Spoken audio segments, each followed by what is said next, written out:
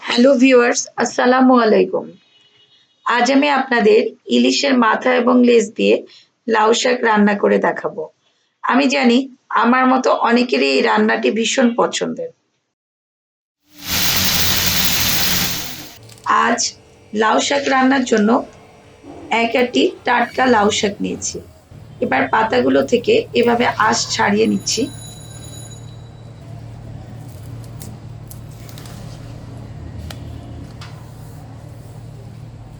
নরম ডাঁটাগুলো নিয়েছি।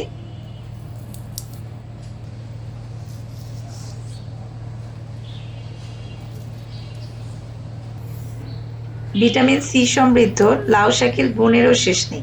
এটা কিন্তু ঘুমেরও মহা ঔষধ। এটা মাথাও ঠান্ডা রাখে।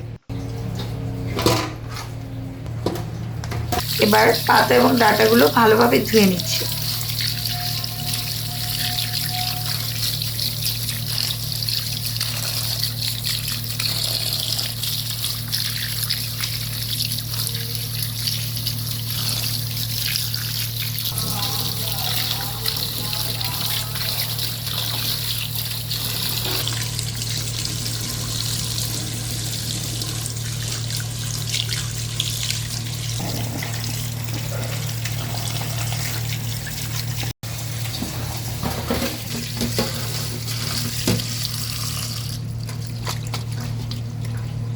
তারপর পাতাগুলো এভাবে টুকরো টুকরো করে নিচ্ছি। যে কোনো শাকসবজি সবসময় ধুয়ে কাটাই ভালো, তাতে শাকসবজির গুণাগুণ অক্ষুণ্ণ থাকে।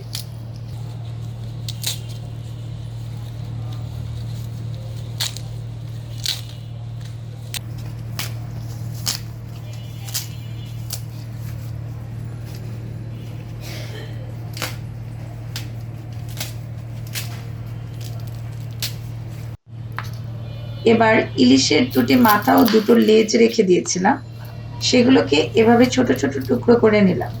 তাছাড়া ইলিশের মাথা এবং লেজ এভাবে বিভিন্ন শাকের সাথে এরকম ভাবে রান্না করলে দারুণ টেস্টিও হয়।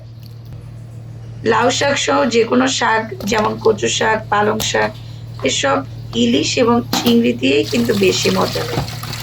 এবার ধুয়ে নিচ্ছি। মাছগুলো বেশ ছোট আকারের ছিল। এবার একটি কড়াই নিয়ে তাতে মাছের টুকরোগুলো রাখলাম।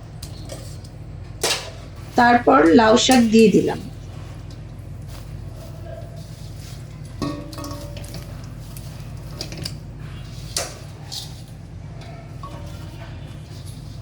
এখন ৬ কোয়া বড় রসুন কুচি, ৩ থেকে ৪ টেবিল চামচ পেঁয়াজ কুচি, ১.৫ চা চামচ লবণ, ১ চা চামচ হলুদ, ৫ টেবিল চামচ তেল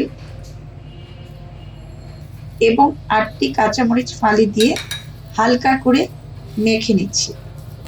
মাছগুলো শাকের নিচেই রেখেছি।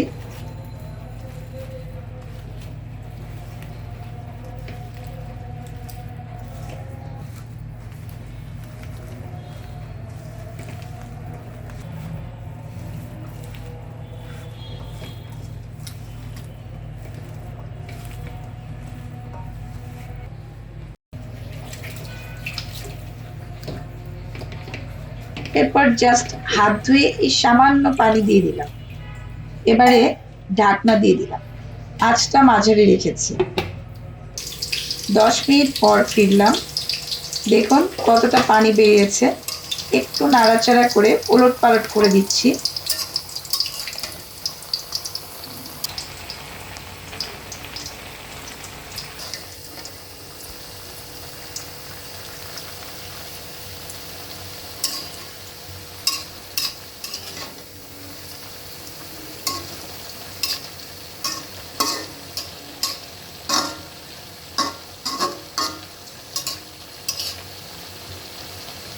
মনে হচ্ছে একটু লবণ লাগবে, তাই লবণ দিয়ে দিচ্ছি।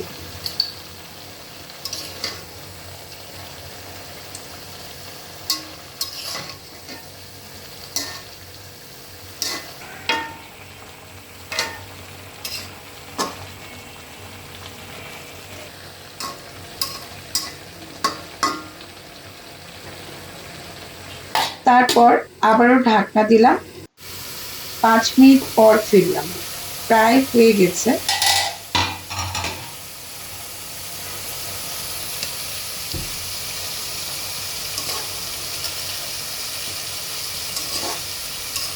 মাছ, ডাঁটা শাক সবই সেদ্ধ হয়ে গেছে। এরকম একটু পানি পানি থাকা অবস্থায়ও শাকটা নামিয়ে ফেলা যায়।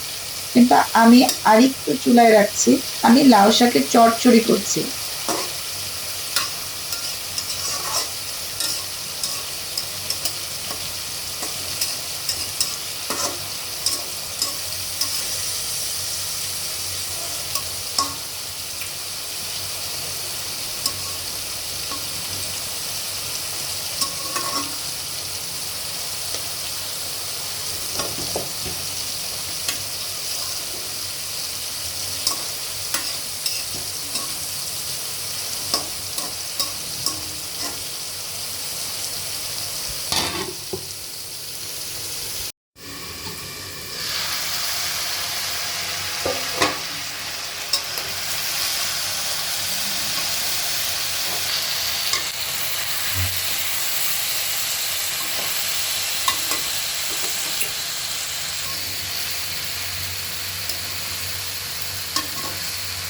৫ মিনিট পর আমি নামিয়ে ফেলছি।